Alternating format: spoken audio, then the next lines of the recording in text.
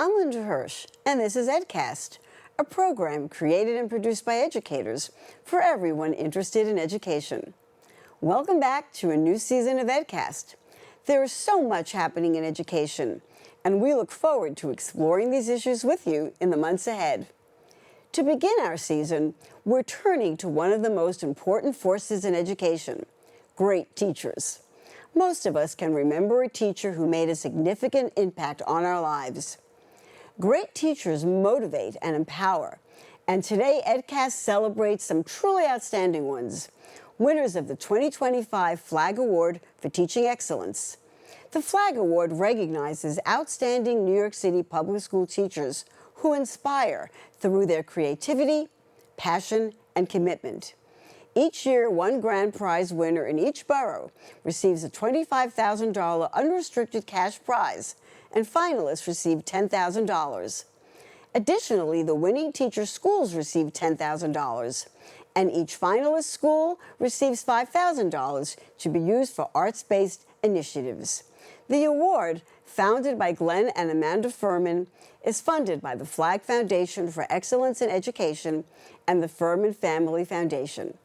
It is my honor to speak with three grand prize winners of this year's Flag Award. We will learn more about their extraordinary contributions, along with their views on successful teaching, the challenges facing teachers today, and what students need to succeed. Coming up now on EdCast.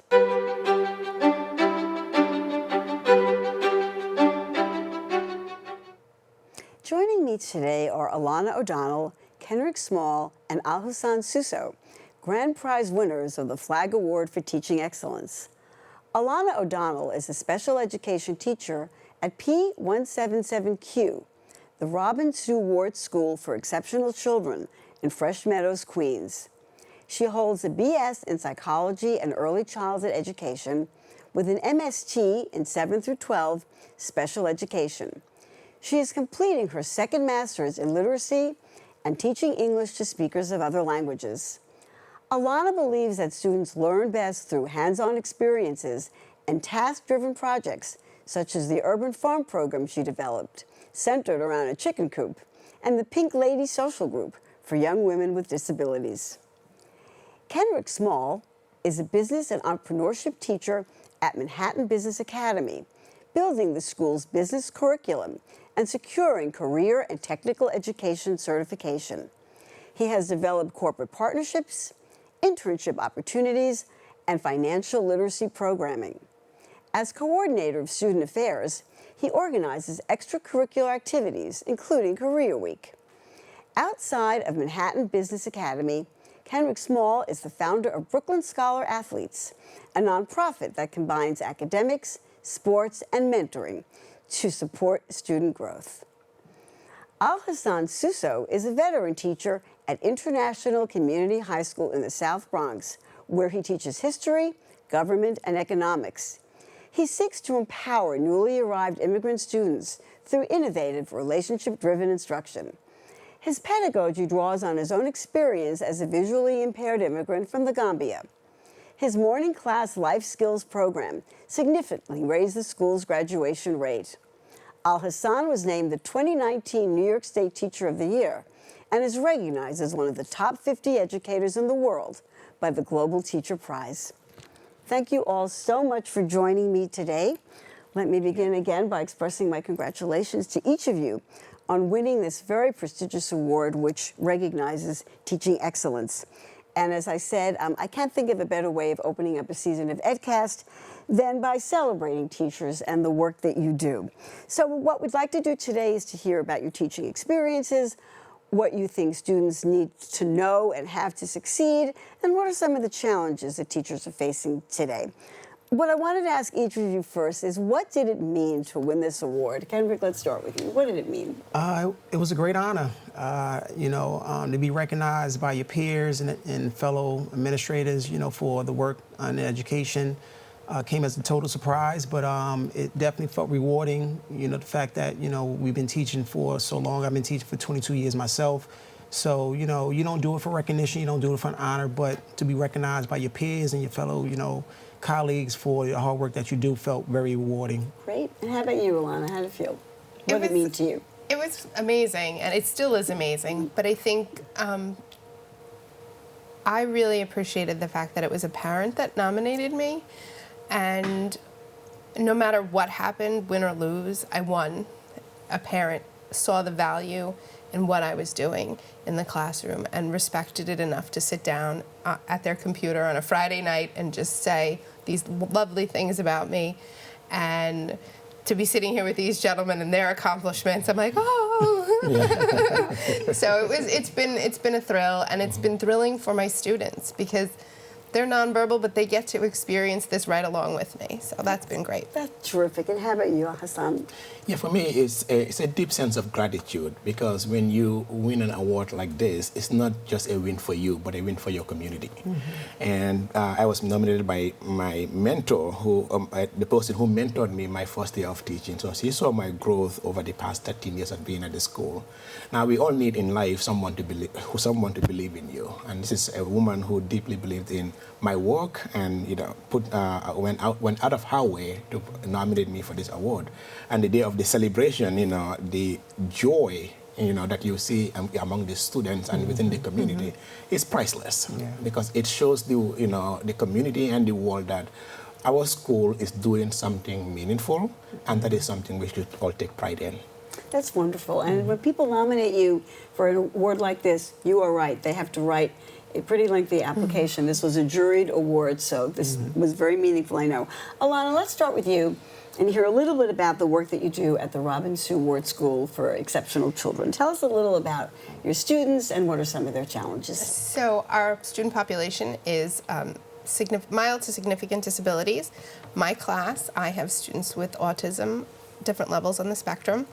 Most are nonverbal. I do have a few that use their device and are verbal. One that's verbal loves Queen. He loves to sing Queen. And I and my staff, my paras, who are amazing women, run the agricultural, program is the right term. We run a farm that consists of chickens, many chickens, and all sorts of vegetables. So we're teaching the students how to grow, harvest, be sustainable within the community, the local community, the school community. We're trying to spread the word. And we also run the sensory program, sensory garden program. So students can go and explore different textures, visuals. They can taste all the plants. None of them are poisonous. We're making sure of that. But it's really been a labor of love, but it's exhausting work. It's hard. It's backbreaking sometimes. But the boys, and I have all boys in my class this year, have done remarkable. We could start our own landscaping firm. Wow. They've done all the landscaping around the building, and we're slowly starting to drag people in. We're getting them. We're getting them to join us and do the work with us, because it does make a difference. Heavy work is great for students on the spectrum. They are engaged in taking care of animals, developing their empathy skills, and developing their social skills with their peers and strangers and neighbors. So it's been really wonderful. So this really has a lot of benefits for your particular student population, and I like the things you pointed out. Thank you. They can use their nonverbals. Because I also know there were some particular accomplishments of your group that you were invited to the Grow New York Youth Competition? What is that? So it is, you develop an idea and present it like it's on Shark Tank. So we were the only special ed program and the only New York City public school to be invited. Wow. So the students had to stand on stage and present. We made an infomercial, very 70s. And so we were able to do the talking via the infomercial, but they also used their devices. They created a curriculum that would encourage agricultural companies and farmers to employ people with disabilities. So it was step by step. We noticed that the students were doing extra steps in their work, their daily chores. So we started adding these steps to their routine, and New York Ag in the Classroom loved it. So we got to travel. We went up to Rochester, I think. Yeah, probably. And they presented. Their families got to go, and just to see, I'm sorry, the parents stand up and clap for their kids and to be like, have that moment that they thought they might not ever get was the most rewarding thing of my career. And we've applied to be in it again this year, so we're hoping that they love our chicken water warmer idea. And we'll build it. You know, we've been working on it all summer, so we're excited to see if it takes us back. That's terrific. What wonderful work. So, Al-Hassan, let's turn over to you for a moment. Tell us a little bit about your students and what do you teach and what do you see as some of their challenges? Yeah, so I teach at the International Community High School. It's a school that is designed for recent immigrants. Most of our students have been in the country 4 years or less. They mostly come from Latin America, mostly the Dominican Republic, but other parts of Latin America. That's about 75% of the population. The other 25% are from either French, West African-speaking countries or the Middle East, mostly from Bangladesh and Yemen. And when they arrive in this country, they come with a lot of hope and a lot of dreams and a lot of aspirations, like all immigrants do. But living in District 7th in the South Bronx comes with its own set of challenges. And with that, couple that with their own challenges of language barrier, adjusting to a new community, social and political landscape that we are facing currently is immense. So then therefore it is not enough just to work on the academics with them. Social emotional work is paramount to their success. And then therefore for me, one of the things I started doing when I started at the school was that my first year there, only 28% of our kids were going to college. And that year, our graduation rate was 31%. And out of that 28%, based on our school's history at the time, 14% would make it beyond the first year of college. And I was looking at that data saying to myself, so what we are doing here is only 14% of our kids are going to make it beyond first year of college. Well, that is not why I became a teacher. Because I became a teacher as a result of a family tragedy. My baby sister, who was 19 years old, had hepatitis B, and she couldn't get the care she needed in the Gambia. So we wanted to bring her to the States to get the care she needed. Unfortunately, she was denied the visa. And then 4 months later, she passed away. And then 8 hours after her death, our grandmother, who raised all of us, also passed away from heart attack. So when you lose two close family members like that, it changes the trajectory of your life. So I flew back to home to my country for their funeral.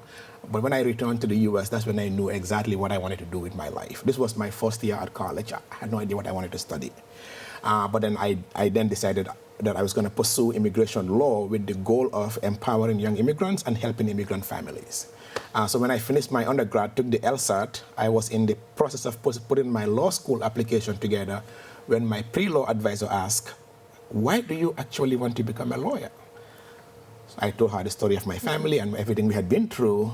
She thought about it for a while and paused and said, Al-Hassan, if that is really your mission, what you just explained to me, I'm not sure law school is the place for you. I was like, why is that? Well, think about it this way. By the time you defend those kids in the courtroom, one of two things would be happening. They would either be heading to jail or they will be in the process of getting deported. Why don't you think about doing something that will ensure they will never even have to see the courtroom?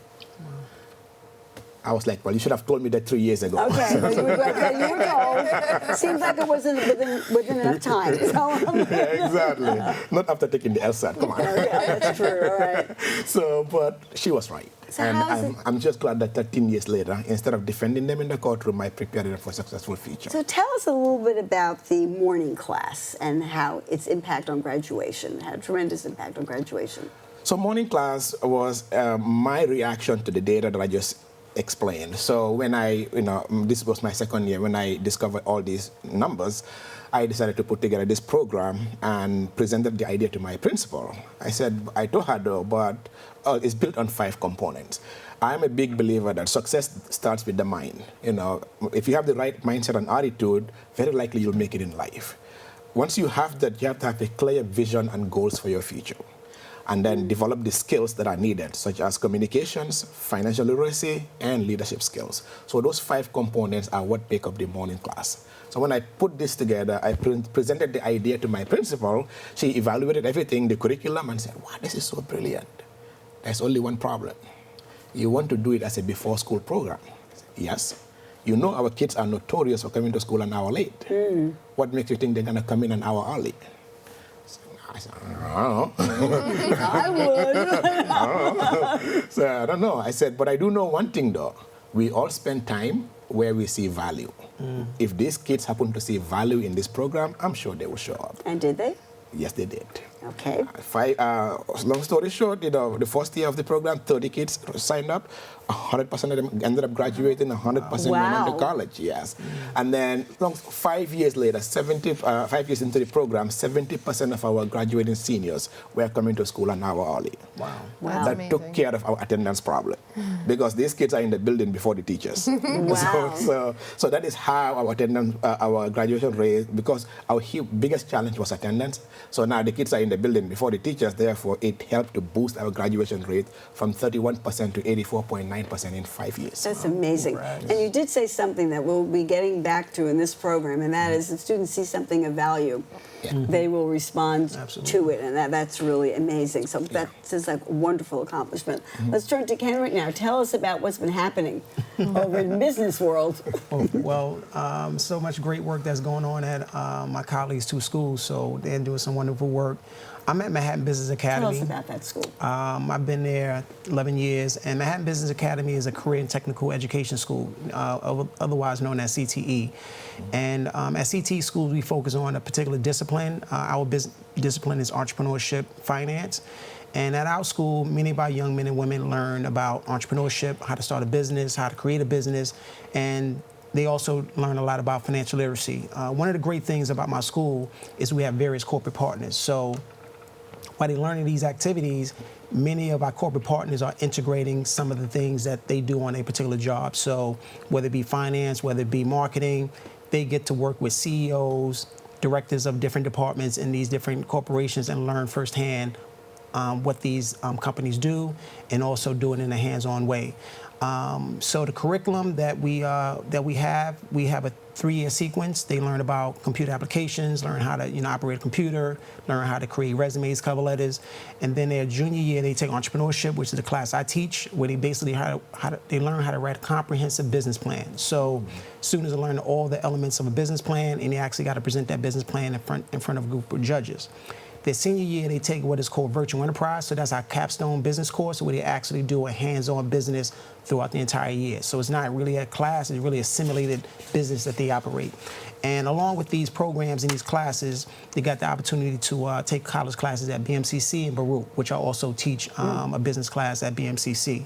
So our program is state approved, state funded, and we also get grant money to actually run these programs. So outside of the classroom activity, they also do podcasts. They also do a silk screening business where they do hands-on activity where they actually learn how to run a business.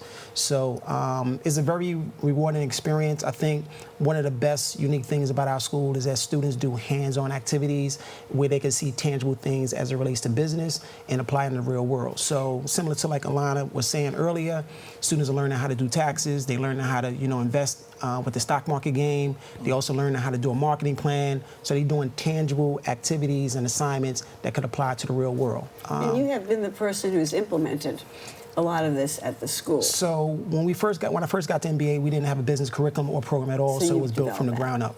Yes, wow. Absolutely. And in terms of Career Week, what have you been doing for students for that? So one of the things we saw when we first got there, when I got there, we didn't have a career day. So one of the things we decided to do was create and build a career week. So we have a speaker series where we have a group of women that come in and speak to primarily our young women to talk about careers in finance, careers in different industries.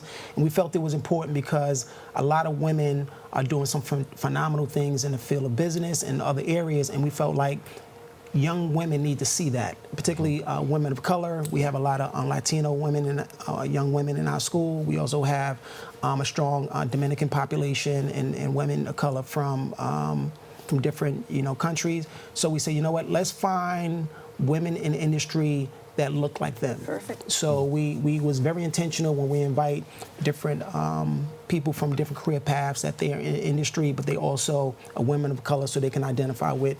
And then we do a men's speaker series the second day. Then the third day we do a career week where we have 40 guest speakers from all over different industries that speak to the entire school population. That's amazing. All three of you are just so impressive. Now we're actually running out of time soon, and I want to make sure I ask you a few general questions that I think our listeners would like to know. Could you tell me in almost 25 words or less, what do you think makes an excellent teacher? Hassan, what makes an excellent teacher? At the end of the day, when you say 25 words, teachers never stick to it. Not counting the words, but teachers never stick to the instruction. But anyway, it's about this. Counting. At the end of the day, people don't care how much you know until they know how much you care. What makes a great teacher is somebody who puts the students before the curriculum. To show, to uplift their humanity. Because if you uplift their humanity, you'll be able to teach them. That's a very telling statement. We should all pay attention. Alana, what do you say? I think that empathy and compassion are two of the biggest things, but I also think it stems from the top. And if you don't have it at the top, your administration, you're never going to be successful as a teacher. And I think we're all lucky enough to say that we all have that in our administrative support. Absolutely. How about you? I would just say same. I would echo what both of my colleagues said. Let them know that you care about them first. Once students know that you have a deep concern about them from a social emotional standpoint, they'll walk through a brick wall for you, and then the curriculum is going to come. So great leadership. We're fortunate. I think we're all fortunate enough we have great leadership in our buildings as well. So that goes a long way with your curriculum, your instruction, and also how you can run your classroom. My principal give me complete autonomy, lets me do my thing, give me freedom to think outside the box, to do some things that are creative, and that goes a long way in the classroom as well. Well, I think that's wonderful to have that kind of autonomy and belief in what you do. Yes. So today I think we're living in tumultuous times, to say the least. What do you believe are some of the challenges that are facing teachers today? Anybody? The biggest one I would say is uncertainty, and especially in the population that I teach. The uncertainty that we face in that area makes our job a little bit difficult. But the other component that is difficult for teachers these days is everyone thinks they know what our profession is about and should have a say in it rather than letting the teachers be the professionals that they are. We all go to school with bachelor's, master's to learn our craft, and folks come in trying to dictate how we should do our job, and that's a challenge that teachers are facing across the country. Okay. Anybody else? I think too that the younger generation of teachers they're just not as prepared sometimes, and they come in for a year and they're out the door the next. So really focusing on their academics in college and their work, their student teaching, getting them into the program so they know what a District 75 program is, what a school like Hassan and Sir Kendrick is like. We need to see that more. And I had a student teacher this summer, and he was in and he was running out the door as soon as that bell rang. And it was hard. It was hard work, but we need to get those kids, those younger people, and even adults that decide to go back to school for teaching, give them that experience a little bit more. Do you have any feelings about why they don't return, why they would drop out of teaching so quickly? The burnout rate is really high. The burnout rate is really high, and the burnout challenges are caused by what the most, do you think? I think that it's not the students. No. It's not the students. Okay. No. And it's, it depends where you are. Sometimes it's the problems that the students have, the challenges that they have at home. If a student's not eating or a student is being abused or neglected, that you take that home with you. Yes. You have to put it in a suitcase and lock it up at night, but you take it home with you. Right. And that's part of it. Kendrick, what about you? What do you see as some big challenges? Some of the challenges I think we all face, and I think is gonna always be a continuous thing, is obviously funding. We can always use more resources, more money to do some of the things that we do. I think obviously we live in some challenging times where curriculum instruction is also being politicized. So some of the things that you teach or some of the things that you're teaching now are being challenged. from a political landscape. I think that's unfortunate because I think when you're teaching, you want to make sure you're teaching and also uplifting, but also you want to give a very broad perspective of society, of life, and also some of the curriculum that you teach. And so I think the politicization of education, of teaching, of schools in general, I think is very unfortunate right now. So we're living in some very challenging times from that aspect as well. I think we certainly do. I certainly agree. And I think all three of you have kind of synthesized a lot of things about people not understanding, people not respecting teachers for the knowledge that they have, the difficulties of confronting student life every day, and sometimes being able to affect change and make it better, sometimes being powerless, and the political interference in what we teach. I totally agree. We're really running out of time, so I'm going to ask you quickly, new teachers, you brought them up, any advice for new teachers? So maybe one day they'll win an award like you did. Any advice? Trust your gut. Trust your gut. Teaching is all about nurturing, cultivating and nurturing relationships. When you put people before curriculum, you'll be fine. I would just say, develop and collaborate with your peers. Don't be afraid to ask questions, and also don't be afraid to make mistakes, because you will. Okay, quickly, I want to ask you this quickly then. Making mistakes. One of the things we all hate to do is make a mistake or to admit that we're wrong. Yeah. What do you think about the environment for new teachers? Are they given the support? Is there a mentoring in place for them? Was there mentoring in place for you? Yes. I had a mentor, and she was wonderful. And I always say that every day I fail, and I let my students see me fail, because it's one of the greatest lessons they'll ever get. I'm running a farm. I'm a New York City girl. Who runs a farm? I don't know anything about farming. I fail every day, and it's okay to fail. And we have to remind ourselves of that. You can't be too hard on yourself. And my mentor kind of gave me that. So.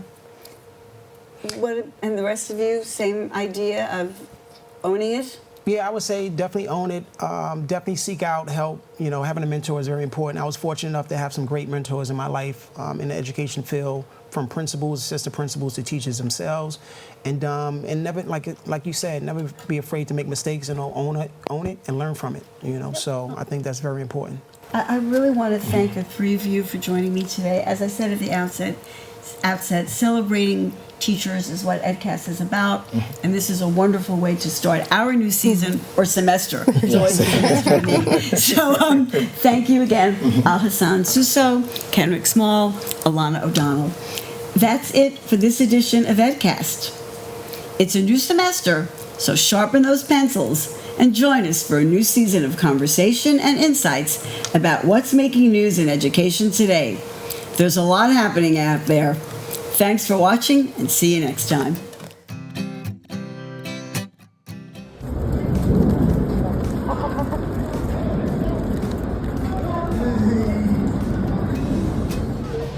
Don't tell me I can't. Nobody knows how to garden like me. No, let me show you how it's done. I've got the right stuff. My son has been using the Right Stuff method, step-by-step visual aids to assist with his job in the chicken coop for over a year now. He is having an easier time following directions. We've seen a decrease in his behaviors, not only at home, but in school. And we love that this method allows my son the opportunity to do a job that he loves and also be very successful at it. Thank you. The Right Stuff. We can get the job done.